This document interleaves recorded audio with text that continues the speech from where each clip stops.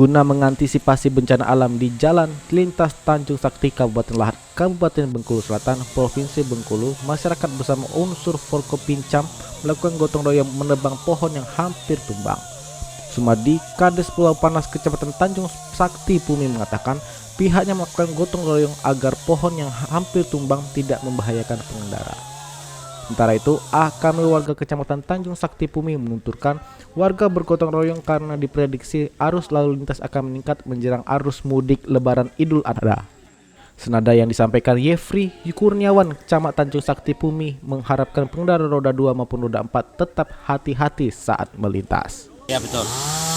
Nah ini macam ini Pak, karena dengan adanya pencanangan gotong royong yang dicanangkan oleh Bapak Bupati, kami selaku kepala desa Pulau Panas, Kecamatan Tanjung Sakti Pumi, mengantisipasi karena di jalur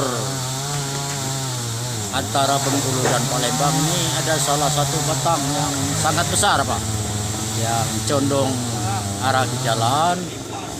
Setelah saya cek sendiri, kayu itu dalamnya sudah keropos. Jadi hari ini kami beserta perangkat desa, BPD dan warga dengan minta bantuan kecamatan dan BLN mengadakan gotong royong untuk menebang kayu ini supaya tidak berbahaya bagi lalu lintas pengguna jalan khususnya.